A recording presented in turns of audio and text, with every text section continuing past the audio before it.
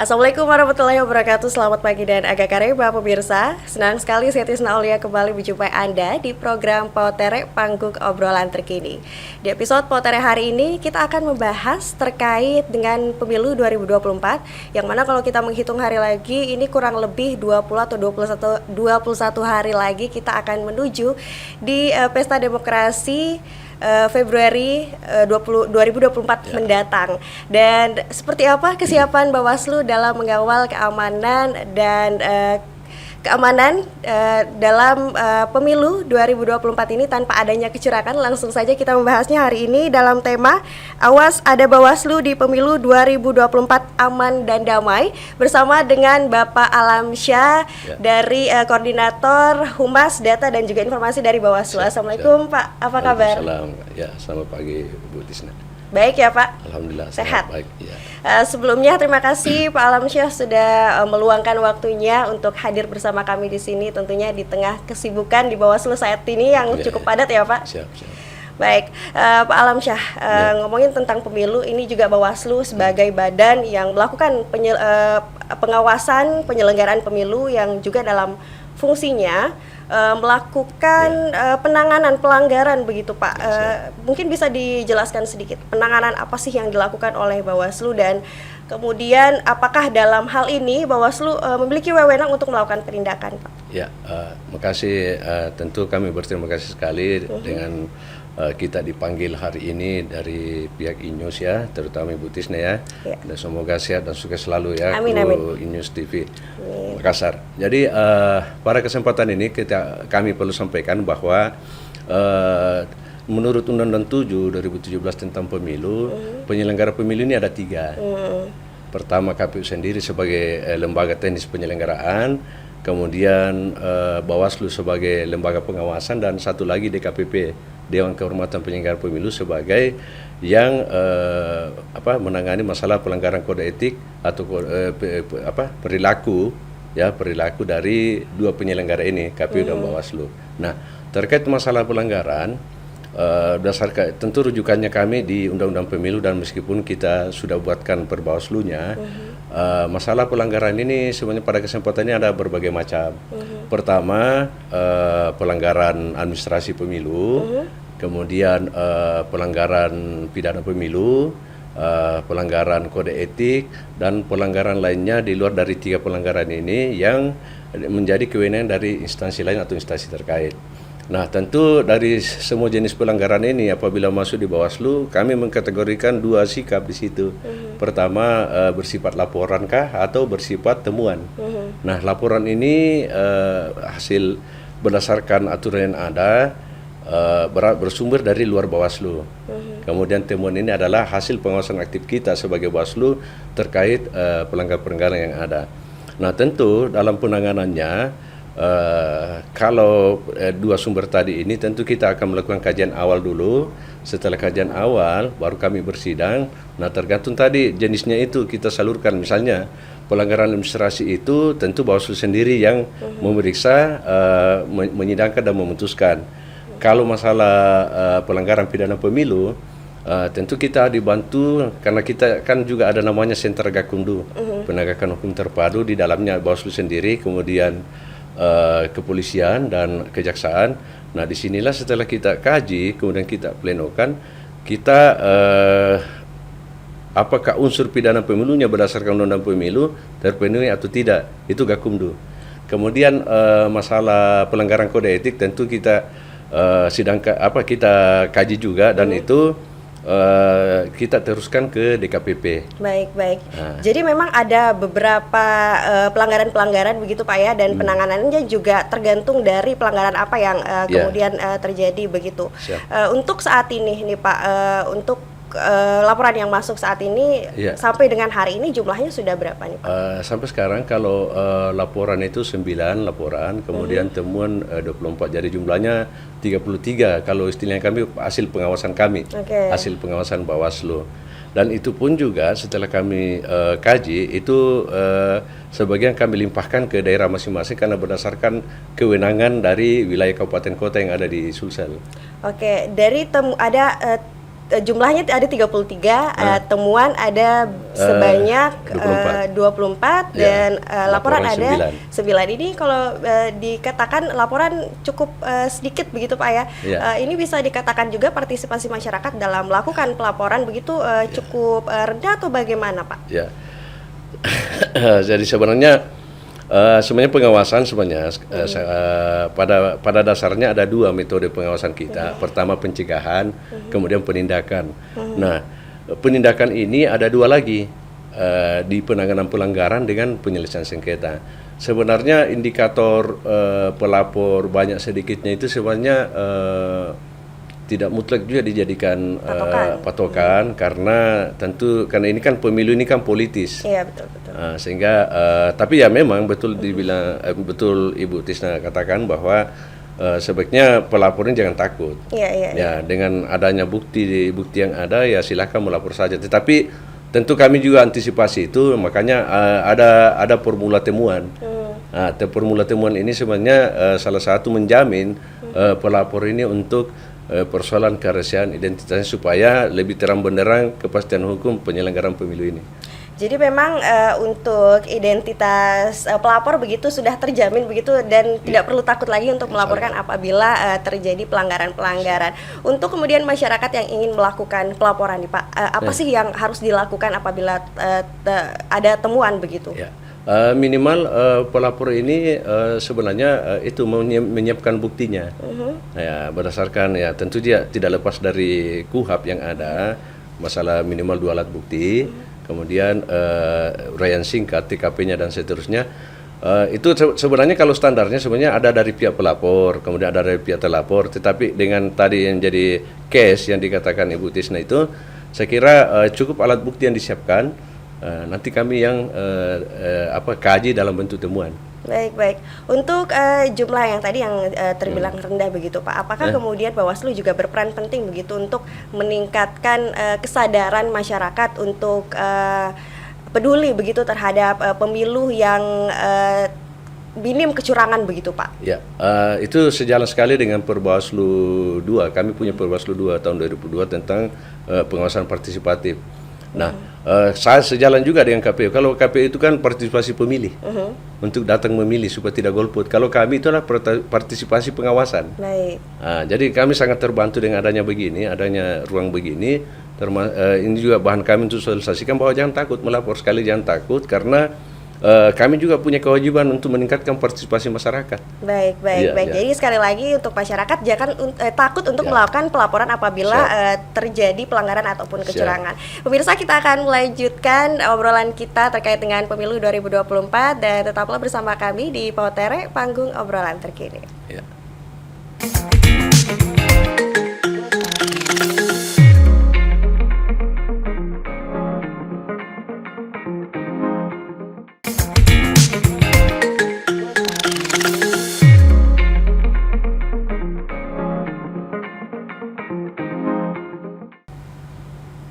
Anda kembali bersama kami di Pautere, panggung obrolan terkini pemirsa, dan menyambung obrolan tadi nih Pak Alamsyah. Kalau dari tahap menuju hari H pemilu ada kemudian tahap-tahap yang akan dilalui mulai dari pendaftaran, kampanye, dan tentu saja ini rentan begitu terhadap pelanggaran.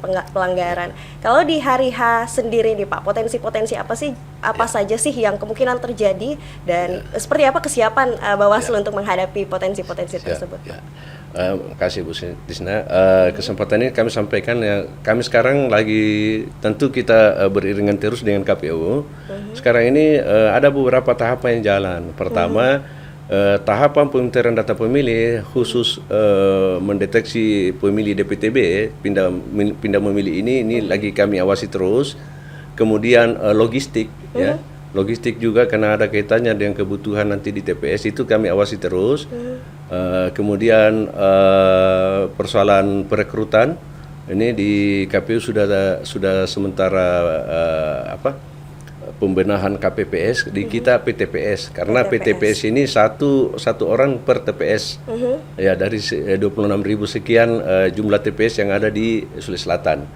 Nah, Selanjutnya yang kami sementara awasi ini karena menjelang masa 30 hari dan masa 7 hari data pindah memilih ini untuk kebutuhannya memilih nanti di TPS itu juga sementara kita bikin laporan hasil pengawasannya, alat kerjanya dan pengawasannya sendiri supaya betul-betul hak konstitusi pemilih ini bisa terlayani dengan bagus pada saat hari pemungutan suara. Nah, tentu juga beririsan juga dengan masa kampanye ini. Ya, masa kampanye ini kan nanti berakhir di tanggal 10 Februari.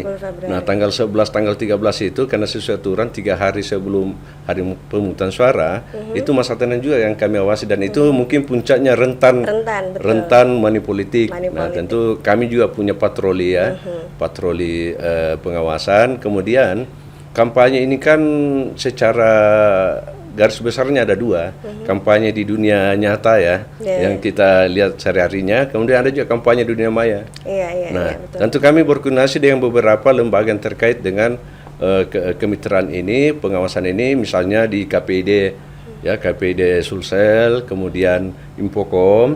Nah, terkhusus ada beberapa segmen konten yang menjadi fokus perhatian dari publik, misalnya di masa kampanye ini bagaimana meretas persoalan ujaran kebencian, hoaks, politisasi sara, dan itu kami sudah selama ini kita bikin gugus tugas bekerjasama dengan KPID dan Kominfo. Terakhir ini kami berkoordinasi dengan BSSN, Badan Cyber dan Sandi Negara, terkhusus lebih spesifik lagi persoalan cybernya.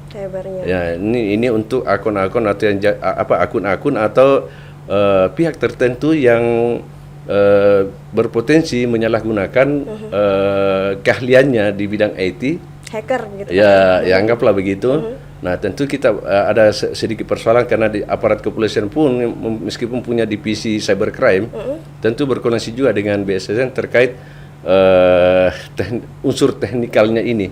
Baik, itu tadi pengawasan yang dilakukan oleh unsur di dalam penyelenggara itu sendiri. Bagaimana kemudian untuk masyarakat, apakah juga bisa berpartisipasi melakukan pengawasan di dunia maya atau media sosial ini, Pak? Ya, saya kira itu tadi bentuk pelaporan saja sebenarnya. Pelaporan. Kemudian jangan takut melapor karena kami sekarang ini kan punya PKD juga di tingkat desa kelurahan. Kalau tidak mampu ke Bawaslu-nya di tingkat kabupaten atau di provinsi, kami ada Panwascam di tingkat kecamatan, ada PKD itu di tingkat desa kelurahan itu bisa berkoordinasi di situ atau konsultasi di situ, nanti mereka ini menyampaikan ke kami itu. Nah, memang tentu butuh pengawalan bersama, kerja bersama dan kesadaran bersama, dan kesempatan ini berulang kali karena menjadi kewajiban kita juga masalah partisipasi masyarakat. Ya, itu tadi jangan sungkan-sungkan, beranikanlah diri untuk melaporkan kalau ada keganjalan yang dialami. Baik, betul.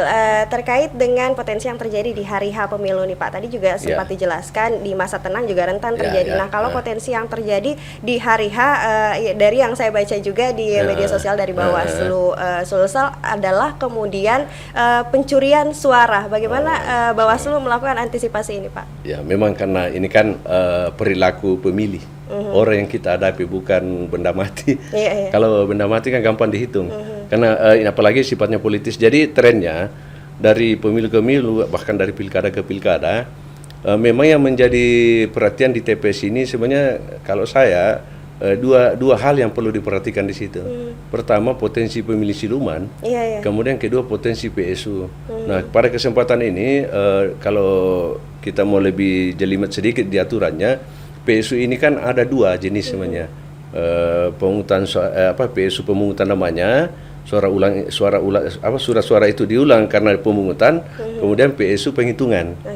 Nah, itu yang kita jaga karena tadi pemilih siluman itu kemudian manipulasi suara. Nah, itu kami sudah bekali sudah 2 hari ini kami bekali karena PTPS sudah terbentuk. Ini setelah acara ini kami mungkin turun lagi ke daerah melakukan monitoring dan koordinasi ke teman-teman Bawaslu Kabupaten Kota untuk memastikan bahwa PTPS kita tadi ini yang sudah dilantik ini dibekali dengan metode-metode pengawasan untuk mengantisipasi minimal 2 hal itu di TPS nantinya. Oke, baik. Jadi memang PTPS ini juga sebagai ujung tombak begitu juga berperan penting untuk agar potensi-potensi pelanggaran pemilu terlebih pencurian suara itu tidak terjadi begitu Pak ya. Bagaimana kemudian untuk netralitas ASN nih Pak, sampai saat ini mungkin pelaporan terkait dengan ketidaknetralan ASN juga sudah cukup banyak begitu. Bagaimana kemudian penindakan dalam hal ini Pak? Tentu tetap kita melakukan upaya yang kami bisa berikan tadi terakhir ini masalah data pelaporan dan data temuan. Oh ya, saya lupa juga bahwa di setiap tahapan pemilu ini baik di KPU maupun di Bawaslu kita juga tentu melihat perkembangan yang ada, kita memakai aplikasi ya. Kembali di Tungsura kembali di masalah di TPS ini di KPU itu kan memakai Sirekap namanya. Kalau kami memakai Siwaslu. Oh, Siwaslu betul. Iya, Siwaslu. Jadi ini berjalan beriringan untuk memudahkan sebenarnya pekerjaan kita di penyelenggaraan. Terkait masalah netralitas ini, tentu sosialisasi itu penting dan koordinasi. Kalau berkaca di pemilu sebelumnya, setiap saat ini kita selalu datang ke Pemda untuk memastikan bahwa mohon ASN ini betul-betul kalau pada saat hari pemungutan suara kalau bisa pertama tidak memakai kostumnya, yang kedua kalau memakai seragamnya karena ada urusan pekerjaan atau kantor ada penugasan ya itu sebaiknya dibekali surat tugas. Untuk yang terakhir sekali ini persoalan mengumumkan hasil ini juga yang jadi persoalan kemarin ini karena di beberapa daerah pernah terjadi mobilisasi massa bahwa mereka sudah menang. Nah, ini perhitungan cepat ini kan. Nah, ini kami sampaikan himbau pada kesempatan ini untuk tetap percayakan kepada teman-teman penyelenggara karena tetapnya menjadi rujukan adalah rekap berjenjang di setiap tingkatan. Itu yang menjadi rujukan. Bahkan sampai di gugatan pun rekap berjenjang ini tetap menjadi patokan. Oke Pak, yang memang terkait dengan netralitas ini juga cukup menarik begitu untuk dibahas. Tapi akan kita lanjutkan membahas hal tersebut di segmen selanjutnya. Dan pemirsa, tetaplah bersama kami di Pautere, panggung obrolan terkini.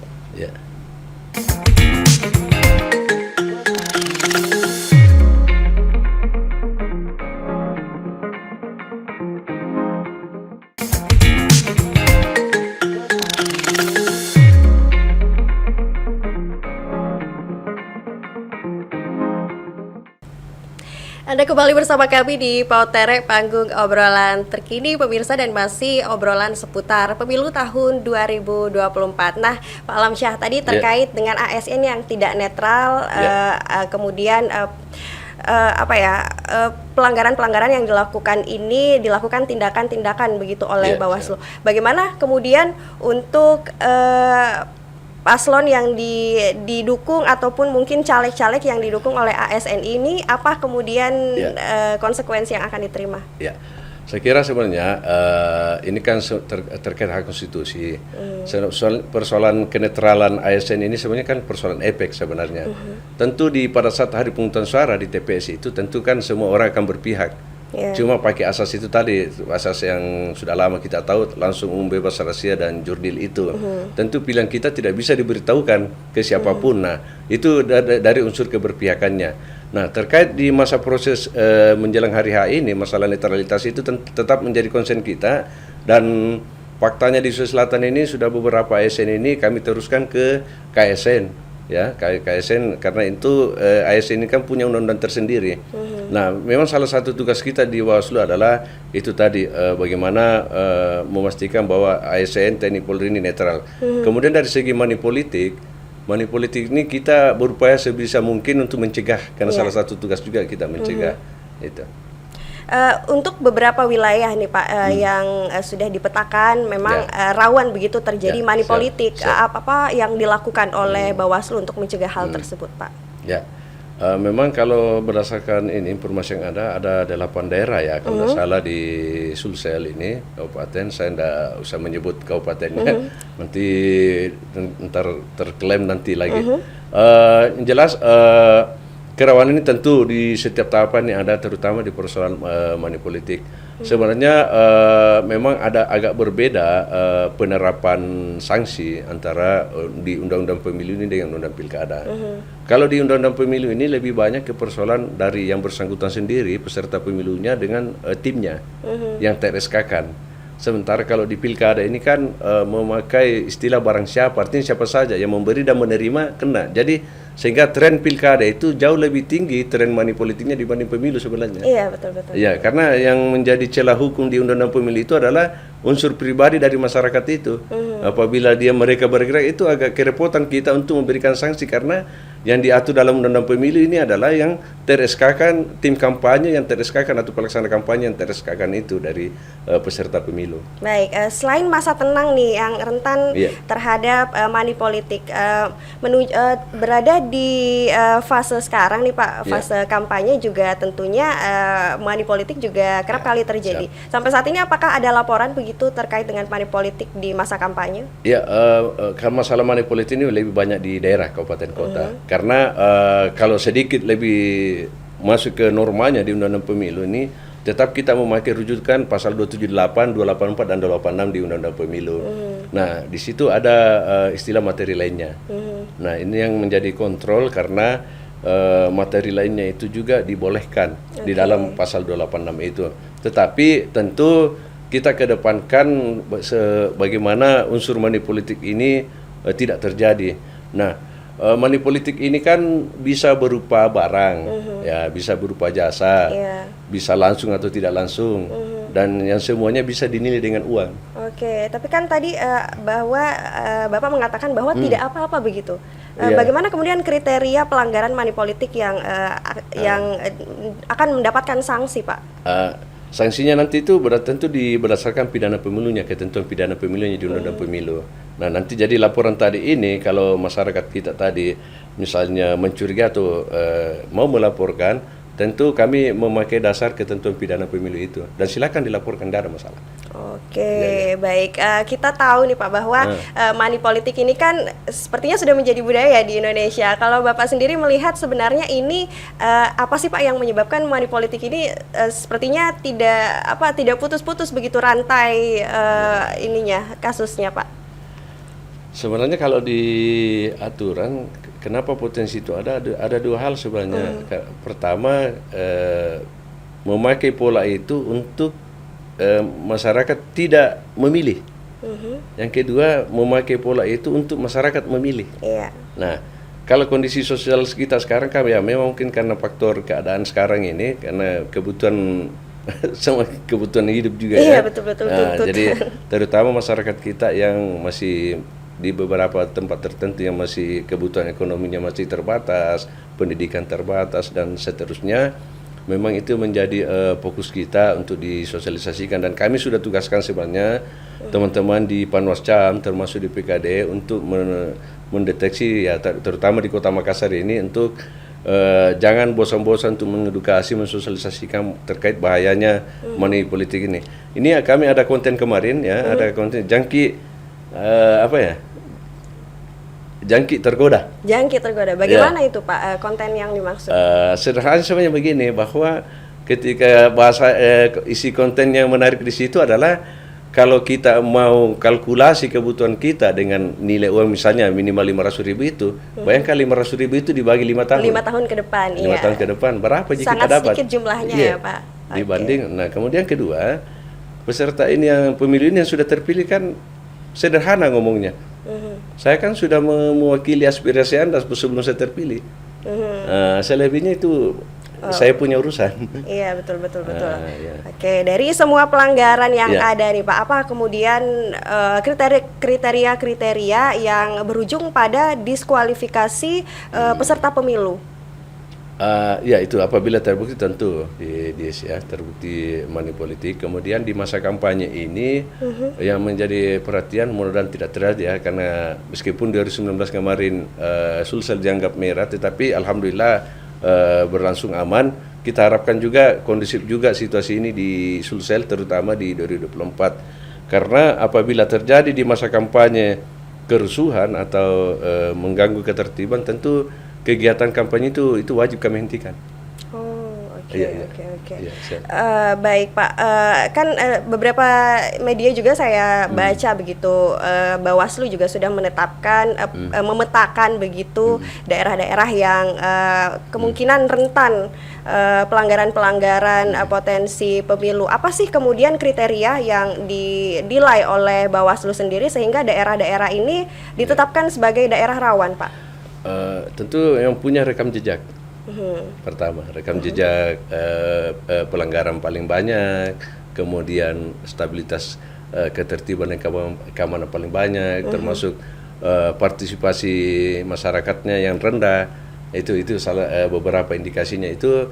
Tetapi di 2019 kemarin, meskipun indikator kerawanan Sulsel kemarin termasuk merah, tetapi dalam kenyataannya aman-aman saja Sulsel kemarin. Sehingga persoalan indikasi kerawanan itu tetap menjadi ukuran, tetapi intinya kita tidak lengah, tetapi kita berdoa dan berharap mudah-mudahan kerawanan-kerawanan ini tidak mempengaruhi kesuksesan dan kestabilan politik di Sulawesi Selatan. Baik. Ya. Selain daerah nih Pak yang kemudian menjadi rentan untuk terjadi kecurangan, media sosial juga sudah sempat dimention tadi menjadi informasi lahan untuk informasi hoax begitu. Bagaimana kemudian tindakan yang dilakukan bagi pelaku-pelaku yang melakukan atau menyebarluaskan informasi hoax terkait dengan pemilu ini, Pak? Ya, tentu itu tadi gugus tugas yang kami bentuk tadi ini. Kami punya ini juga akun, kita punya medsos juga di Bawaslu. Ada beberapa medsos kita sudah bikin. Salah satu bentuk upaya sosialisasi. Dan kalau dari segi penindakannya, dan inilah kami koordinasi tadi, kami bikin gugus tugas dengan Infocom, kemudian KPID dan BSSN, itu dalam rangka mempercepat dan memperjelas upaya penindakan kita di dunia maya, terutama di medsos. Karena ini kan butuh skill khusus ya, penanganan khusus terkait kampanye yang tidak bersyarat di dunia maya itu. Oke. Terakhir nih Pak, himbauan mungkin kepada masyarakat supaya aktif berpartisipasi dalam pemilu dan juga kemudian melaporkan apabila terjadi pelanggaran-pelanggaran yang ditemukan, Pak. Silahkan. Ya, tentu pada kesempatan ini kami tetap senantiasa menginginkan pengawasan aktif dari masyarakat, baik sebagai berpartisipasi untuk memilih nantinya di TPS, maupun untuk mengawasi atau melaporkan segala keganjalan-keganjalan atau potensi-potensi pelanggaran yang ada saat ini sampai di hari pemungutan suara, karena itu sangat membantu kami dan sangat membantu demokrasi kita di Indonesia, terkhusus di Sulsel, apabila masyarakat kita juga berpartisipasi aktif dalam melaporkan atau mengawasi jalannya penyelenggaraan pemilu ini. Baik, luar biasa. Terima kasih Pak Alamsyah sudah menyempatkan waktunya untuk bergabung berbincang bersama kami di sini terkait dengan pemilu 2024 aman dan damai, dan semoga kita harapkan pemilu tahun 2024 ini berjalan sesuai dengan apa yang diinginkan. Dan pemirsa, demikianlah perbincangan kita bersama dengan Bawaslu Sulawesi Selatan, dan saya Tisna Aulia mewakili seluruh kerabat kerja yang bertugas pamit. Wassalamualaikum warahmatullahi wabarakatuh dan sampai jumpa.